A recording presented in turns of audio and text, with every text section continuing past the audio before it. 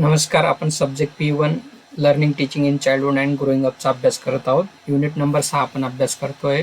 यामध्ये 6.4 understanding differently able learners, slow learners and dyslexia learners यांची माहिती आजच्या ह्या व्हिडिओमधून घेऊया.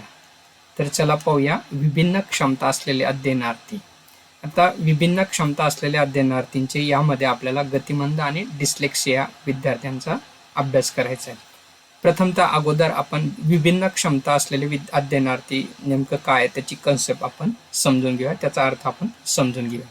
आता या जे काही विभिन्न क्षमता असलेल्या अध्ययनार्थींना वेगवेगळे शब्दप्रयोग केले जातात.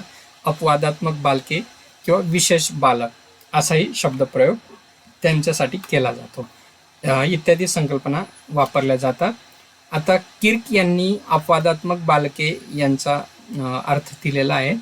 अपवादात्मक बालक सामान्य बालकांपेक्षा मानसिक, शारीरिक किंवा सामाजिक वैशिष्ट्यांबाबतीत भिन्न असते. म्हणजे जे काही विशेष बालक असतात, आपण जर त्यांचं निरीक्षण केलं तर आपल्याला लक्षात येईल एकतर ते मानसिकदृष्ट्या, एकतर शारीरिकदृष्ट्या किंवा सामाजिक वैशिष्ट्य, म्हणजे आता एखाद वेळेस इतरांसारखे, इतरांसोबत बोलणं वगैरे या बाबतीत त्यांच्यामध्ये भिन्नता आपल्याला दिसून येते.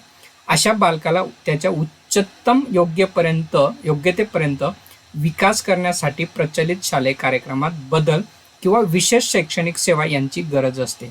आता ही जी काही अपवादात्मक मुलं असतात, बालकं असतात, ते इतर मुलांपेक्षा नक्कीच मागे असतात. मानसिकदृष्ट्या असतील, शारीरिकदृष्ट्या असतील किंवा सामाजिकदृष्ट्या असतील, सामाजिक वैशिष्ट्यांच्या बाबतीत असेल तर त्यांना इतर मुलांच्या बरोबर किंवा सामान्य मुलांच्या प्रवाहात आणण्यासाठी शैक्षणिक किंवा शाळेय कार्यक्रमामध्ये विशेष असे बदल करावे लागतात किंवा विशेष शैक्षणिक सेवा त्यांना पुरवावे लागतात, कारण ती त्यांच्यासाठी आवश्यक असते, गरज असते. असे आपण त्यांना अपवादात्मक बालक असं संबोधत असतो. या मुलांना आपण विशेष असंही म्हणतो, कारण ती विशेष मुले असतात, कारण इतरांपेक्षा, सर्वसामान्यांपेक्षा ती वेगळी असतात. मग ते मानसिक, शारीरिक, सामाजिक किंवा इतर वैशिष्ट्यांच्या बाबतीत ती वेगळी असतात असंही आपल्याला या ठिकाणी सांगता येईल. तर त्यातला पहिला प्रकार आपल्याला अभ्यासक्रमामध्ये दिलेला आहे, तो म्हणजे गतिमंद, स्लो लर्नर आपण ज्याला म्हणतो. आता शब्दांमध्येच त्याचा अर्थ दडलेला आहे की सामान्य मुलांपेक्षा ही जी काही मुलं असतात ती कमी वेगाने किंवा त्यांच्यापेक्षा अध्ययनाचा वेग त्यांचा कमी असतो, त्यांनाच आपण गतिमंद विद्यार्थी असं संबोधत असतो. म्हणजेच सर्वसामान्य जी काही मुलं असतात त्यांच्या विकासाच्या दृष्टीने सुद्धा किंवा अध्ययनाच्या दृष्टीने सुद्धा ही मुलं, गतिमंद मुलं मागे असतात किंवा मागे असलेली मुलं असतात, म्हणून त्यांना आपण गतिमंद असं संबोधत असतो. आता गतिमंदचा अर्थ बर्ट यांनी दिलेला आहे. मागास किंवा गतिमंद विद्यार्थी ही संज्ञा अशा बालकांसाठी वापरली जाते जी बालके त्यांच्या वयोगटानुसार अपेक्षित कार्य करण्यास असमर्थ असतात. म्हणजे आता 5 वर्षाच्या मुलं असतील, 5 वर्षाचं मूल, जे सामान्य मूल, जे सर्वसामान्य मूल कार्य करू शकतो, कृती करू शकतो, ती जी काही गतिमंद विद्यार्थी असतात ते करू शकत नाही. किंवा इयत्ता पहिली, उदाहरणार्थ इयत्ता 5वीचा विद्यार्थी जर आपण डोळ्यासमोर ठेवला, 5वीचा विद्यार्थी जो लिहित असेल, वाचन करत असेल, सर्वसामान्य मुलगा, परंतु जे काही गतिमंद विद्यार्थी असतात ते सर्वसामान्य मुलांच्या बाबतीत ते मागे असतात, असमर्थ असतात त्यांच्या वयोगटातल्या मुलांच्या दृष्टीने. त्यांना आपण मागास किंवा गतिमंत विद्यार्थी असं संबोधतो, असं बर्ट यांनी त्याचा अर्थ दिलेला आहे. जेन्सन यांनी अजून पुढे जाऊन त्याचा अर्थ देण्याचा प्रयत्न केला आहे की ज्या विद्यार्थ्यांचा बुद्ध्यांक 80 ते 90 पर्यंत असून त्यांना ढ म्हटलं जातं, म्हणजे डल विद्यार्थी म्हटलं जातं. आता बुद्ध्यांकांचे 80 ते 90, 100, 110, 100 असे आपण गट केलेले असतात. आता त्यामध्ये कमी बुद्धिमत्ता असलेल्या 80 ते 90 असे आपण म्हणतो. किंवा ही जी काही मुलं असतात त्यांचा बुद्ध्यांक ही 80 ते 90 पर्यंत असतो आणि त्यांना सर्वसामान्य किंवा आपण त्यांना ढ म्हणत असतो. त्यांनी प्रतिकात्मक किंवा संकल्पनात्मक आशय शिकवित असतात. ते आशय ग्राह्य करण्यासंदर्भात ते धीम्या गतीने ग्रहण करत असतात. ज्यावेळेस शिक्षक ज्यांना सर्वसामान्य सोबत सर्व मुलांना ज्यावेळेस शिकवतात, अध्यापन करतात, त्यावेळेस ही जी काही मुलं असतात गतिमंद विद्यार्थी, ती थोड्या धीम्या गतीने तो आशय ग्रहण करत असतात. मग तो संकल्पनात्मक असेल किंवा प्रतिकात्मक असेल. मग अशा जे धीमे असतात या गोष्टी अध्ययनामध्ये किंवा ज्यांचा बुद्धी गुणांक 80 ते 90 असतो, अशा विद्यार्थ्यांना गतिमंद विद्यार्थी असं संबोधलं जातं, असं जेन्सन यांनी याचा अर्थ दिलेला आहे. आता गतिमंद विद्यार्थ्यांची काही वैशिष्ट्ये आहेत ती आपण समजून घेऊया. पहिलं वैशिष्ट्य आपल्या समोर आहे, गतिमंद विद्यार्थ्यांची बोधात्मक क्षमता मर्यादित असते. जसं आपण व्याख्या पाहत असताना बघितलं की इतर मुलांपेक्षा किंवा त्यांचा बुद्धी गुणांक हा कमी असतो. म्हणजेच काय, बोधात्मक क्षमता सुद्धा इतर सामान्य मुलांपेक्षा त्यांच्या मर्यादित असतात. म्हणून गतिमंद विद्यार्थ्यांची बोधात्मक क्षमता मर्यादित असते असं आपण म्हणतो. जसं सर्वसामान्य विद्यार्थी त्याच्या वयामध्ये चालायला लागतो, खेळायला लागतो, पडतो, ती ही मुलं करत नाही, कारण त्यांच्या त्या क्षमता कमी असतात. किंवा बोधात्मक दृष्टीने विचार केला तर एखादा मूल ज्यावेळेस वाचायला शिकतं तर ह्यांना ते अक्षर ओळख सुद्धा जमत नाही. मग अशी मुलं बोधात्मक दृष्ट्या काय असतात, त्यांच्यावरती मर्यादा असतात असं आपल्याला दिसून येईल. म्हणून पहिलं वैशिष्ट्य, गतिमंद विद्यार्थ्यांची बोधात्मक क्षमता ही मर्यादित असते. दुसरं वैशिष्ट्य, या विद्यार्थ्यांची स्मरण व अवबोध क्षमता कमी असते. आता ज्यावेळेस आपण अध्यापन करतो ॲज अ टीचर म्हणून, जे काही स्लो लर्नर असतात, गतिमंद असतात, त्यांची स्मरण क्षमता आणि अवबोध म्हणजे एखादी कन्सेप्टला अर्थ प्राप्त करण्याची जी काही क्षमता असते ती इतर विद्यार्थ्यांपेक्षा किंवा सर्वसामान्यांपेक्षा कमी असते. एक महत्त्वाची गोष्ट आपल्याला स्लो लर्नरमध्ये दिसून येते. ते एक वैशिष्ट्य यांचं आपल्याला सांगता येईल. तिसरं वैशिष्ट्य, कल्पना व विचार प्रकटीकरणात अक्षम असतात. कल्पना आणि विचार प्रकटीकरणात. आता एखाद्या संकल्पनेच्या बाबतीत किंवा एखाद्या प्रक्रियेच्या बाबतीत ते इमॅजिनेशन किंवा कल्पना करू शकत नाही किंवा विचार ते प्रकट करू शकत नाही, त्या बाबतीत त्यांच्यामध्ये अक्षमता असते, असे आपल्याला या ठिकाणी तिसरं वैशिष्ट्य सांगता येईल. चौथं वैशिष्ट्य सांगता येईल की गतिमंद विद्यार्थी गोंधळलेले आणि एकाग्रतेचा अभाव असतो.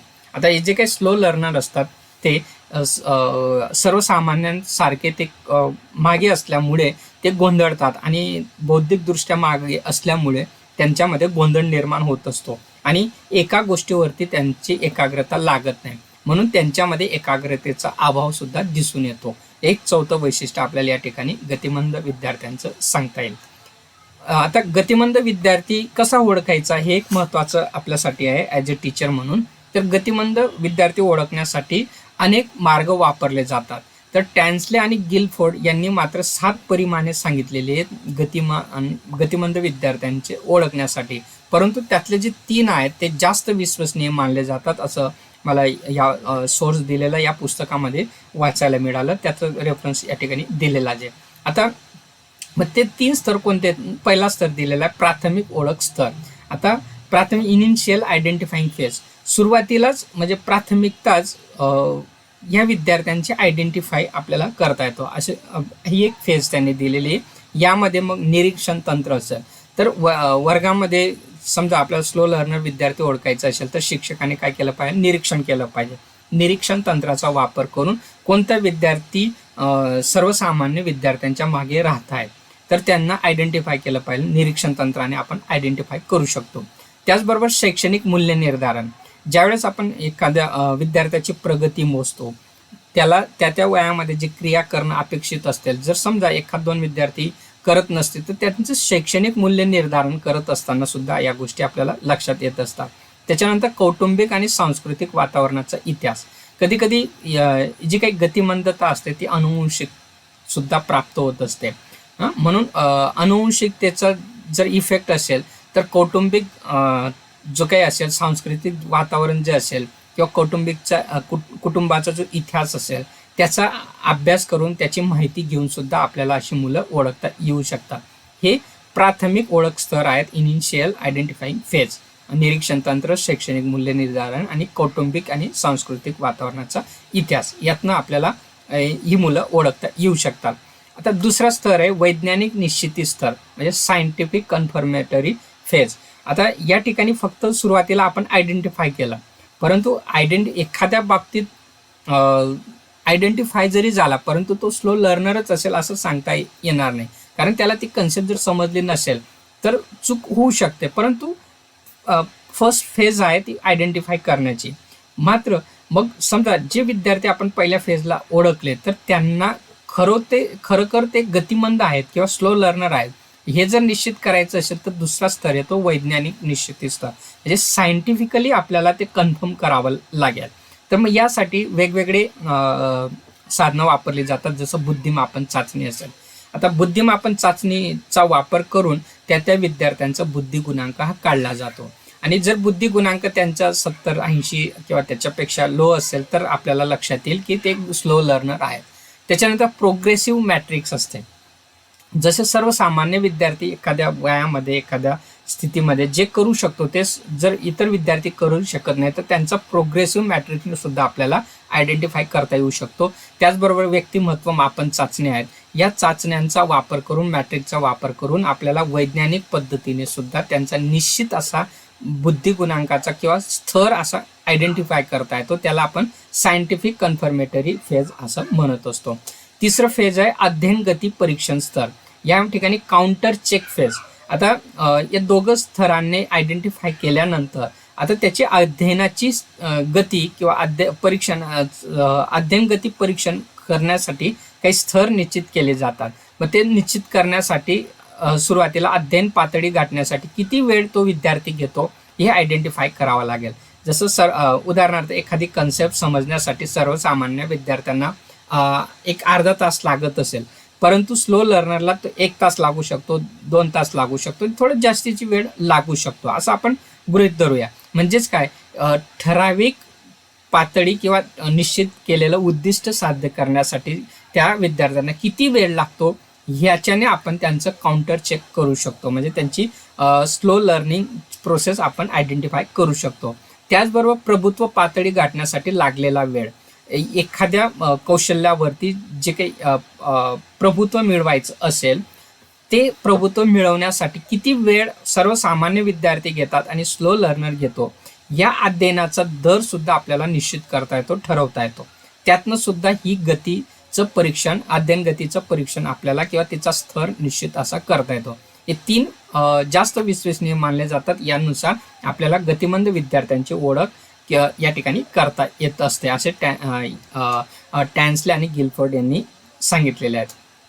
मग आता गतिमंद विद्यार्थ्यांसाठी शैक्षणिक उपक्रम. आता गतिमंद विद्यार्थी आयडेंटिफाय केल्यानंतर ॲज अ टीचर म्हणून आपल्याला त्यांना इतर विद्यार्थ्यांच्या प्रवाहामध्ये आणण्यासाठी काही शैक्षणिक विशेष असे कार्यक्रम, उपक्रम राबवावे लागतील, जेणेकरून ते सर्वसामान्यांमध्ये येऊ शकतील. मग त्यासाठी वेगवेगळे उपक्रम शिक्षकाला किंवा ॲक्टिव्हिटीज कराव्या लागतात. तर पहिले ॲक्टिव्हिटी आपल्याला सांगता येईल, सगळ्यात महत्त्वाचं म्हणजे विद्यार्थ्यांना प्रेरणा देणे. जरी ते स्लो लर्नर असतील, त्यांना जर मोटिवेट केलं तर सर्वसामान्यांसोबत ते नक्कीच येऊ शकतात. म्हणून शिक्षकाने त्यांना मोटिवेट केलं पाहिजे, प्रेरणा दिली पाहिजे. वैयक्तिक लक्ष देणं. गतिमंद विद्यार्थ्यांकडे पालकांनी सुद्धा आणि शिक्षकांनी सुद्धा वैयक्तिक जर लक्ष पुरवलं, त्यांच्याकडे त्यांना वेळोवेळी सूचना दिल्या, मार्गदर्शन केलं तर ते सर्वसामान्यांच्या स्तरापर्यंत येऊ शकतात. म्हणून वैयक्तिक लक्ष त्यांच्याकडे दिलं पाहिजे. योग्य कार्य व सवयींचा विकास. आता ज्या कौशल्यांमध्ये, ज्या बाबींमध्ये ते मागे राहत असतील किंवा जी गोष्ट त्यांना करण्यासाठी वेळ जास्त लागत असेल, ते कार्यासाठी जर त्यांना योग्य ती सवय जर लावली, कशा पद्धतीने केलं पाहिजे, एखादं कार्य कसं केलं पाहिजे, अशा चांगल्या सवयींचा जर विकास त्यांच्यामध्ये केला तर ते सर्वसामान्यांपर्यंत येऊ शकतात. म्हणून योग्य कार्य व सवयींचा विकास त्यांच्यामध्ये रुजवला पाहिजे. लवचिक अभ्यासक्रम. आता अभ्यासक्रम ठरवत असताना आपण सर्वसामान्य विद्यार्थ्यांच्या क्षमतेनुसार अभ्यासक्रम हा निश्चित केला जातो. तर मग अशा मुलांसाठी थोडा अभ्यासक्रम सुद्धा लवचिक केला पाहिजे, ठेवला पाहिजे. लवचिक अभ्यासक्रमातून त्यांना सुद्धा आत्मविश्वास निर्माण होईल आणि ते सर्वसामान्यांपर्यंत येण्याचा प्रयत्न करतील. आता लवचिक अभ्यासक्रम म्हणजेच काय, अभ्यासक्रम बदलणे असं नाही, त्याच क्षमता त्याच आपल्याला गाठायचं असतं, परंतु त्यांच्या सवडीने, त्यांच्या तत्परतेने आपल्याला त्यामध्ये थोडासा बदल करून लवचिकता आणावी लागते. त्याच्यानंतर उपचारात्मक अध्यापन. आता सर्वसामान्य ज्यावेळेस शिक्षक शिकवतो त्यांना समजतं, परंतु जे स्लो लर्नर असतात त्यांचं उपचारात्मक अध्यापन शिक्षकांनी केलं पाहिजे. अशा विद्यार्थ्यांना जास्तीची वेळ देऊन त्यांना ज्या काही अडचणी असतील, जिथं त्यांना कठीण भाग जात असेल किंवा जिथं अडचणी असतील त्या सोडवण्यासाठी उपचारात्मक अध्यापन शिक्षकांनी केलं पाहिजे. निरोगी वातावरण.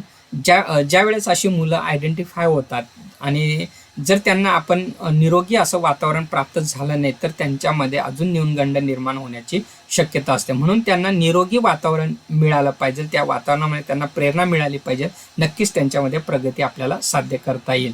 जर हे लक्षात दिलं नाही, निरोगी वातावरण मिळालं नाही तर दुसरा निगेटिव्ह परिणाम सुद्धा त्यांच्यावरती होऊ शकतो. म्हणून वेळेवर व नियमित वैद्यकीय तपासणी, अशा जे विद्यार्थी आयडेंटिफाय केले असतील तर त्यांच्यावरती वेळेवर आणि नियमित अशी वैद्यकीय तपासणी सुद्धा होणे गरजेचं आहे. अध्यापनाच्या विशेष पद्धतींचा वापर शिक्षकांनी केला पाहिजे. समजा एखाद्या स्लो लर्नर असतील, त्याला जर सातत्याने बोलून जर लक्षात येत नसेल तर त्याला एखादी कृती करायला लावणं, अशा त्यांच्यासाठी विशेष अशा पद्धतींचं आयोजन शिक्षकांनी केलं तर ते स्लो लर्नर आपण सर्वसामान्यांपर्यंत नक्कीच आणू शकतो. त्यांच्या आत्मविश्वास वाढवणं हे अत्यंत महत्त्वाचं आहे. आत्मविश्वास जर वाढला तर ते विद्यार्थी केव्हाही कोणती गोष्ट साध्य करू शकतात, हा एक ठाम विश्वास आहे. म्हणून आत्मविश्वास हा कमी होता कामा नये, त्यांना तो वाढवला गेला पाहिजे आणि त्यासाठी शिक्षक, पालक, वर्गातले मित्र असतील त्यांनी त्यासाठी प्रयत्न नक्कीच केला पाहिजे. अध्यायकडून अध्ययन, आता कधी कधी शिक्षक जर सगळ्या विद्यार्थ्यांकडे लक्ष देत नसेल तर अशा मुलांना आपण त्याचा जो अध्याय असेल त्याच्याकडून सुद्धा अध्ययनास प्रवृत्त केलं पाहिजे, त्याच्याकडून त्याने काही गोष्टी शिकल्या पाहिजे, याचा सुद्धा प्रयत्न शिक्षकांनी या ठिकाणी केला पाहिजे. असे वेगवेगळे उपक्रम, कार्यक्रम राबवून त्या विद्यार्थ्यांना आपण सर्वसामान्यांपर्यंत नक्कीच आणू शकतो. म्हणून स्लो लर्नरसाठी असे शैक्षणिक कार्यक्रम आपण वापरत असतो. सिलेबसमध्ये आपल्याला दुसरा प्रकार दिलेला आहे, डिस्लेक्सिया असलेले विद्यार्थी. आता डिस्लेक्सिया हा सुद्धा एक विभिन्न क्षमता असलेले, ज्यांच्यामध्ये डिस्लेक्सिया असतं ते सुद्धा विभिन्न क्षमता असलेले अध्ययनार्थी असं आपण संबोधत असतो, विशेष मुलं असे त्यांना संबोधत असतो. आता डिस्लेक्सिया हा शब्द जो आहे तो ग्रीक शब्दांपासून आलेला आहे. ग्रीक शब्दामध्ये 2 शब्द वापरले जातात, डिस आणि लेक्सिस. DYS, डिस आणि लेक्सिस या शब्दांपासून हा शब्द या ठिकाणी तयार झालेला आहे. डीचा अर्थ होतो पुअर, इनॲडेक्वेसी असा त्याचा अर्थ घेतला जातो. म्हणजे पुअर याचा अर्थ परिस्थितीने नाही, की एखादी क्षमता किंवा एखाद्या गोष्टी करण्यामध्ये त्याच्या असलेली क्षमतेची कमतरता, असा त्याचा अर्थ आपण या ठिकाणी घेत असतो. दुसरा शब्द जो आहे लेक्सिस, म्हणजे शब्द किंवा भाषेचा अर्थ. आता शब्द, लेक्सिस म्हणजे शब्द किंवा भाषेचा अर्थ, असा त्याचा अर्थ घेतला जातो. या शब्दापासून डिस्लेक्सिया हा शब्द या ठिकाणी तयार झालेला आहे. मग डिस्लेक्सियाचा अर्थ अगोदर समजून घ्या. डिस्लेक्सिया ही एक अध्ययन अक्षमता आहे जी शब्दांचा अर्थपूर्ण माहितीत रूपांतर करण्याच्या समस्येतून निर्माण होते. बघा, काही विद्यार्थी असे असतात ज्यांना अध्ययन अक्षमता असते, म्हणजे ज्यावेळेस शिक्षक शिकवतो त्यांना त्या गोष्टी आकलन होत नाही किंवा समजत नाही, त्यामध्ये त्यांची अक्षमता असते असं आपल्याला दिसेल. मग ती अक्षमता कशात असते तर शब्दांचा अर्थपूर्ण माहितीत रूपांतर करण्याच्या बाबतीत किंवा ह्या प्रकारची समस्या असते. उदाहरणार्थ, एखादा शब्द जर त्यांना दिला, त्याचा अर्थ दिला तर त्यांना तो तात्काळ किंवा लक्षात येत नाही, त्याचा अर्थ त्यांना अवगत होत नाही किंवा अर्थबोध त्यांचा होत नाही, ही समस्या त्यांना निर्माण होते. त्यांना आपण डिस्लेक्सिया असं संबोधत असतो. आता मग ही जी काही डिस्लेक्सिया आहे ती वेगवेगळ्या दिसून येईल, कारण ही शब्दांच्या अर्थपूर्णशीच रिलेटेड असल्यामुळे, भाषेशी रिलेटेड असल्यामुळे शब्द वाचन असेल, स्पेलिंग वाचन असेल, ही कौशल्य अचूक आणि प्रभावीपणे करण्यामध्ये यांना अडचणी येत असतात, म्हणजे प्राथमिक परिणाम यांचा दिसून येत असतो. म्हणून अध्ययनात अडचण निर्माण करते, त्याला आपण डिस्लेक्सिया असंही म्हणत असतो. म्हणजे डिस्लेक्सिया म्हणजे काय, की शब्द वाचन, स्पेलिंग वाचन किंवा या बाबतीतले जे काही कौशल्य असतील किंवा अचूक आणि प्रभावीपणे मांडणं असेल किंवा समजणं असेल, यामध्ये जे काही अडचणी निर्माण होतात त्याला डिस्लेक्सिया असं म्हटलं जातं. आता मग ही जी काही डिस्लेक्सिया असते ती वाचनामधले दोष, आकलन शक्तीतले दोष, वाक्यांचा योग्य क्रम लावता न येणे, अक्षर ओळख न होणे, शब्दरचना न येणं इत्यादी समस्या या डिस्लेक्सियाच्या विद्यार्थ्यांमध्ये आपल्याला दिसून येतात. मग यासाठी सुद्धा शिक्षकांनी जर विशेष असे प्रयत्न केले, ज्यांना ही समस्या असेल त्यांना विशेष लक्ष जर दिलं तर ही समस्या सुद्धा आपण दूर करून यांना सुद्धा आपण सर्वसामान्यांपर्यंत आणू शकतो. आपल्या अभ्यासक्रमामध्ये गतिमंद आणि डिस्लेक्सिया हे 2 विद्यार्थी दिलेले होते आणि त्यांची माहिती आपण आजच्या या व्हिडिओमधून घेतली. अपेक्षा करतो हे तुम्हाला जे मांडलं ते तुम्हाला समजलं असेल. हे जे काही मी सादरीकरण केलेले यासाठी या संदर्भ पुस्तकांचा अभ्यास या ठिकाणी केलेला आहे. आपण सुद्धा या पुस्तकांचा अभ्यास करून अधिक माहिती या ठिकाणी घेऊ शकतात. या ठिकाणी थांबतो. Thank you for watching and patient hearing. धन्यवाद.